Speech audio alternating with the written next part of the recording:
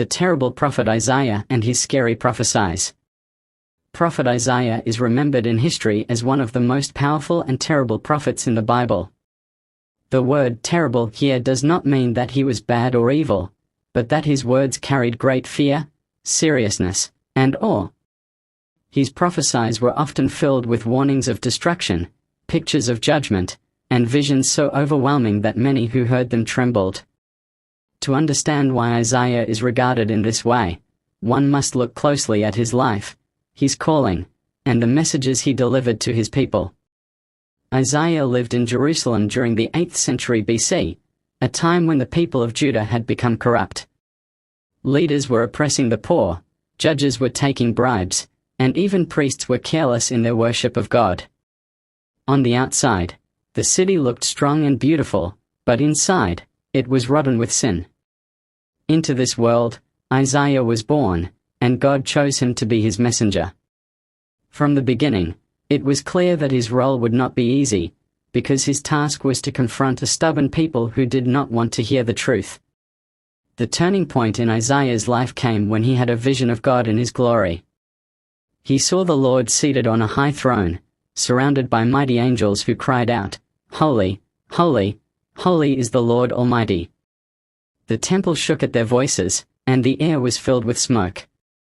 Isaiah fell to the ground, realizing how unworthy and sinful he was. He cried out in fear, saying, "Woe is me! I am undone, for I am a man of unclean lips." At that moment, an angel touched his lips with a burning coal and declared that his guilt had been taken away. This terrifying but life-changing vision shaped Isaiah's entire ministry. From then on, he carried the weight of God's holiness in every word he spoke. When Isaiah began to prophesy, he did not spare anyone. He spoke boldly in the streets and even in the courts of kings. He told the people of Judah that their sacrifices and prayers were meaningless because their hearts were far from God. He accused them of hypocrisy, warning that their wealth and power would not save them if they continued in sin. His words were sharp and fearless, cutting through the pride of the people like a sword. Many were shocked and angered by his boldness, but Isaiah was not moved, because he knew he was delivering the message of God. Isaiah's prophecies became even scarier when he spoke of coming destruction. He declared that Jerusalem itself, the proud city of God's people, would one day be invaded and its people carried into exile.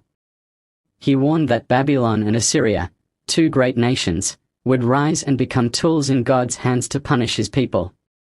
To a nation that thought it was untouchable, these words sounded like betrayal and madness.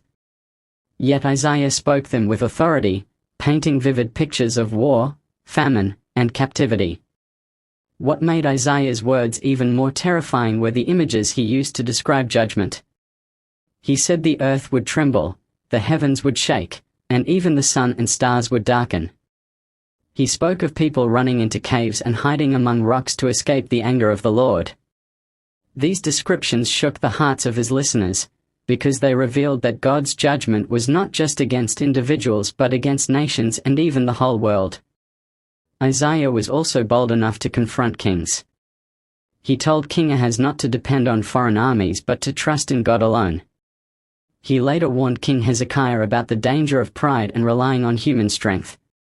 To speak such words to powerful rulers was dangerous, but Isaiah did not hold back. He carried himself with the confidence of a man who had seen God's throne and could not be intimidated by any earthly power. Yet, Isaiah's message was not only about destruction. Within his frightening prophecies were some of the most beautiful promises ever recorded. He spoke of a virgin who would give birth to a son called Immanuel, meaning God with us. He described a child who would be called Wonderful Counselor, Mighty God, Everlasting Father, and Prince of Peace. He spoke of a suffering servant who would be wounded for our sins and bring healing and salvation. These prophecies pointed to the coming of Jesus Christ, who would bring light into the world's darkness. This balance of fear and hope is what makes Isaiah unique. His terrible warnings were like thunder before the rain, meant to awaken people from their sleep of sin. His promises, on the other hand, were like sunlight breaking through dark clouds, offering hope to all who would listen. Without the warnings, the promises would not shine as brightly. Without the hope, the warnings would lead only to despair. Isaiah carried both, making him one of the most complete prophets of all time. Even today, Isaiah's prophecies remain relevant.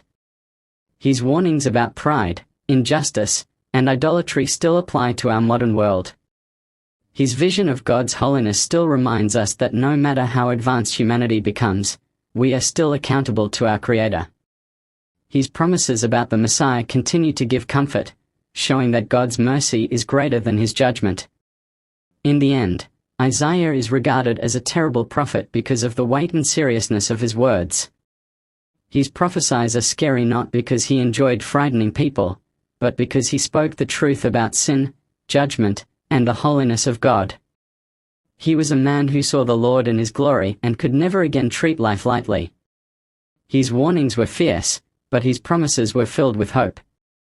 He teaches us that God must be feared and respected, but also trusted and loved. Isaiah's life is a reminder that truth is not always comfortable. Sometimes it shakes us, sometimes it terrifies us, but in the end, it points us to the way of salvation.